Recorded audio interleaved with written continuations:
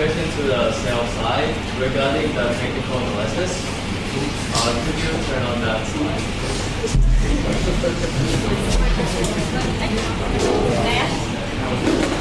Yeah. Oh. As you can see, from the technical analysis, like the price of land would drop to just before the trend line, right? And then it goes to side rebound. So I just wondering why you recommend that. So you mean this one, right? This one. Right? Yes. As you can see before, when the same pattern happens, the price of land will rebound.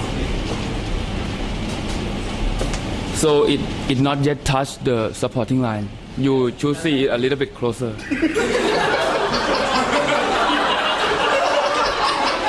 So when you see it, you need to zoom and you will get the 220 at the supporting line over here. Okay, my model is that it doesn't drop below the supporting line, but it's on the side of the bottom.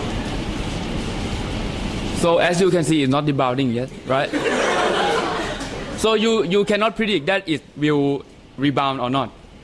So but if you so this one is a price movement in each month. So this one is 1 month, right? So you need to see the average first, whether it's going to rebound or not. Then if it rebound, then you can buy it. You understand what I'm saying? Rebound, you buy, then you gain like. So if you buy here, you can lose.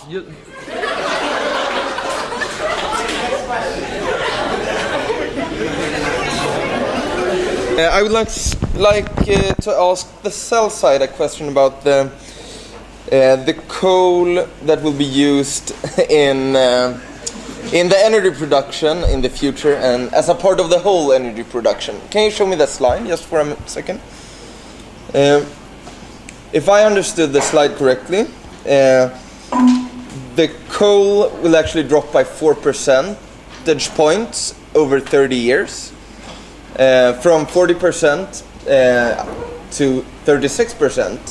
And you stated that that was a huge problem.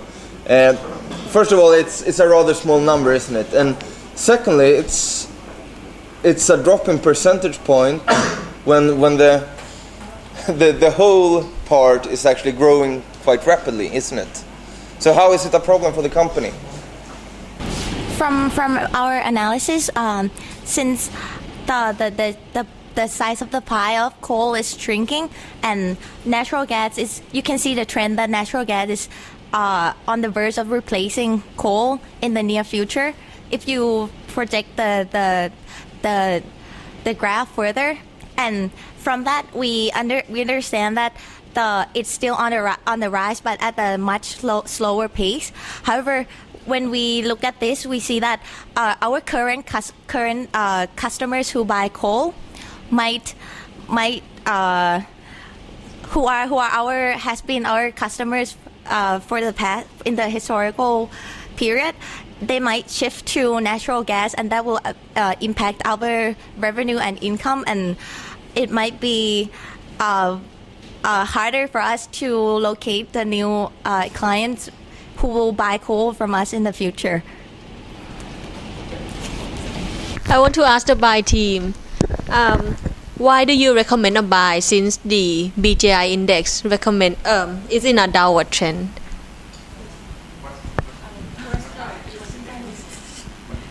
BGI index is the global coal price index, and you recommend a buy. As you mentioned that BGI has the downward trend on coal price, right?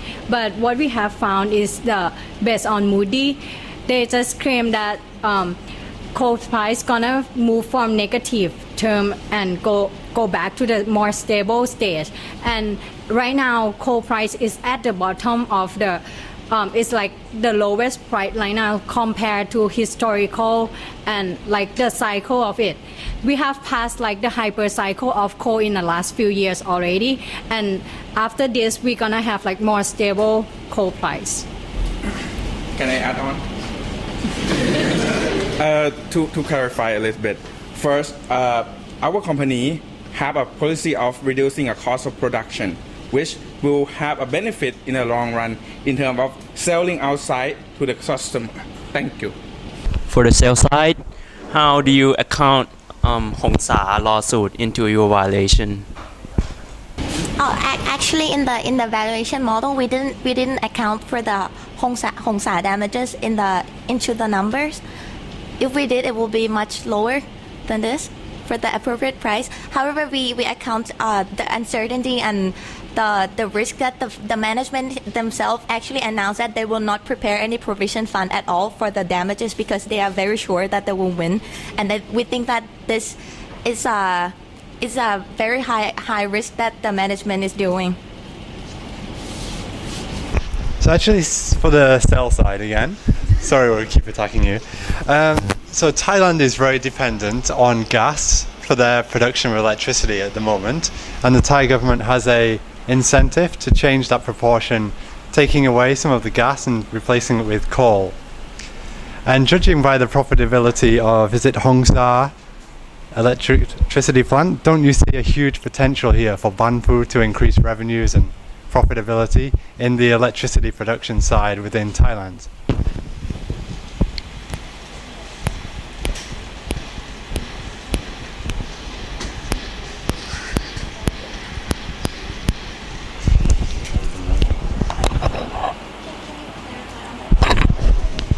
So Thailand is going to reduce its dependence on natural gas and shift some of that dependence to coal.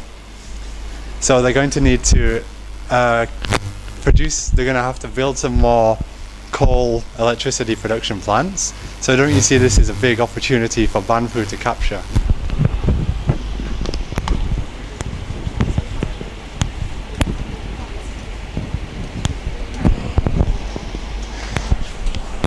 We do see that it's an opportunity, but however, the size of the demand in Thailand will not be as comparable to China, so it will not. We expect that we will not bounce back as it used to be at a really good position as before. But the revenues go from 5% dependence on electricity production to 35% of just 2 power plants. So if they increase their power plant portfolio, then there's huge profitability here.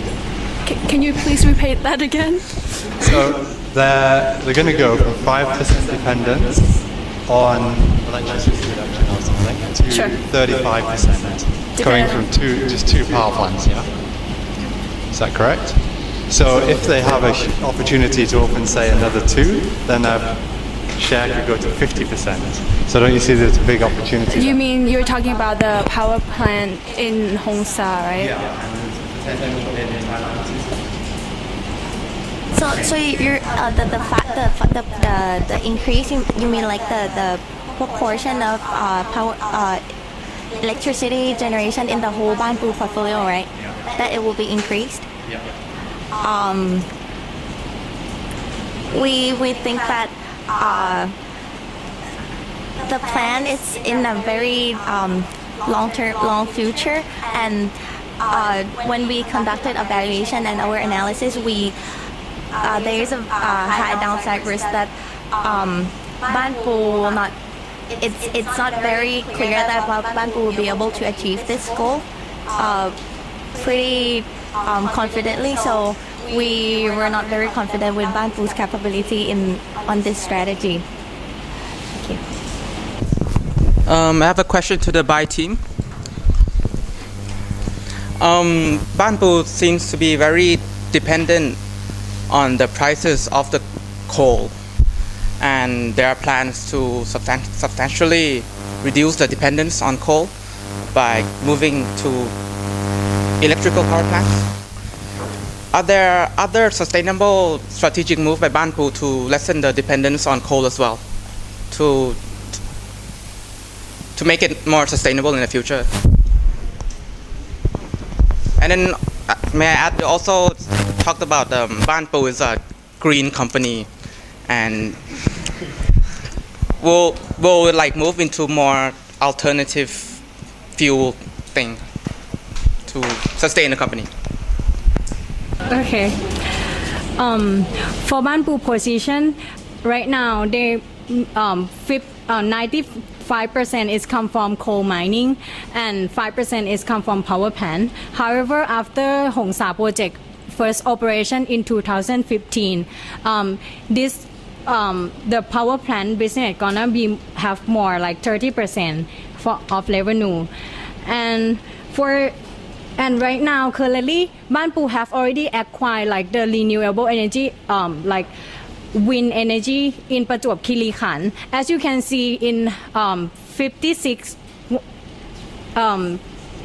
dash 1, that is gonna say that it's already acquired this kind of business. However, Banpu have to look at it more consciously, so it doesn't like work on it rapidly, as you may doubt on its management strategy.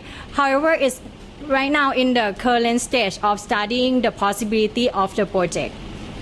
And for the second question, whether the Banpu is the clean energy or not, I would say that for coal mining, it's gonna have like the normal standard of whether the coal mining gonna have pollution or not. The coal have to have calorific level of 4,450 kilocalorie per kilogram, which all of coal mining in Banpu all over the world, in Mongolia, in Indonesia, Sentinel in Australia, all pass this standard. Yeah. So we could confirm that Banpu is the high quality coal mining and will not pollute our world.